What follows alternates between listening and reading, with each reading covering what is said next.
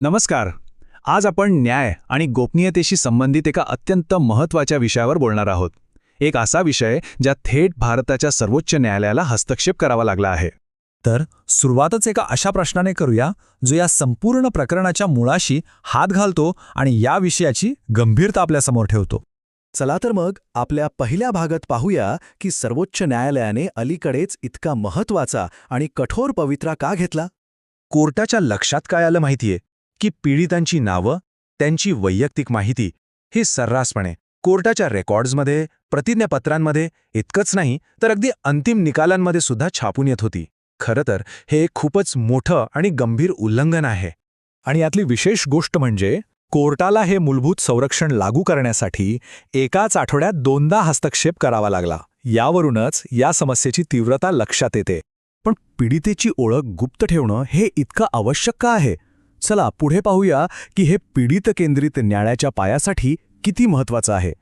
तर ही आहेत ती 4 मुख्य कारणं ज्यांमुळे पीडितांची ओळख गोपनीय ठेवणं अत्यंत आवश्यक आहे. यामुळे त्यांचा सन्मान तर जपला जातोच, पण त्यांना न्यायासाठी लढायला एक सुरक्षित वातावरणही मिळतं. बरं, ही गोष्ट इतकी महत्वाची आहे तर मग याबद्दल आपला कायदा नक्की काय सांगतो? चला त्यावर एक नजर टाकूया. कायद्यानुसार पीडितेची ओळख उघड करणं हा एक गंभीर गुन्हा आहे आणि हा नियम काही नवीन नाहीये. तो जुन्या भारतीय दंड संहितेतून आता नवीन भारतीय न्याय संहितेतही तसाच कायम ठेवण्यात आला आहे. आणि हा कायदा फक्त नावाला नाहीये, याचं उल्लंघन करणाऱ्याला 2 वर्षांपर्यंत तुरुंगवासाची शिक्षा होऊ शकते. इतकंच नाही तर हे काही आज पहिल्यांदाच सांगितलेलं नाहीये. 2018 सालीच निपुण सक्सेना विरुद्ध भारतीय संघ या महत्त्वाच्या खटल्यात सर्वोच्च न्यायालयानं अगदी स्पष्ट शब्दात सांगितलं होतं की कोणत्याही परिस्थितीत, कोणत्याही कागदपत्रात पीडितांची ओळख उघड करायची नाही. मग प्रश्न असा आहे की जर कायदा इतका स्पष्ट आहे आणि तो अनेक वर्षांपासून अस्तित्वात आहे तर मग नक्कीच चुकतंय कुठे? यावरच कोर्टाने एक अत्यंत महत्त्वाचं निरीक्षण नोंदवलंय. म्हणजे बघा, इथे न्यायालय फक्त एखाद्या चुकीवर बोट ठेवत नाहीये, तर संपूर्ण व्यवस्थेत पसरलेल्या एका मोठ्या अपयशाकडे, एका उदासीनतेकडे लक्ष वेधत आहे. आणि या अपयशाचे परिणाम खूपच गंभीर आहेत. कधीकधी तर पीडितांची संवेदनशील माहिती शाळांच्या नोंदींसारख्या अनपेक्षित ठिकाणी सापडते आणि यामुळे पीडितांना त्यांच्या आघातातून पुन्हा पुन्हा जावं लागतं.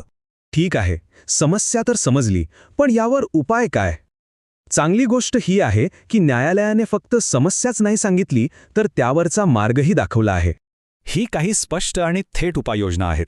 या अशा उपाययोजना आहेत ज्या कायद्यातील नियम आणि जमिनीवरची परिस्थिती यातील दरी कमी करण्यासाठीच तयार केल्या आहेत. आणि हे आपल्याला एका अंतिम पण खूप महत्त्वाच्या विचाराकडे घेऊन जातं. न्यायाच्या संपूर्ण प्रक्रियेसाठी पीडितेची ओळख जपण्याची ही एक छोटीशी कृती खरंच किती पायाभूत आणि आवश्यक आहे.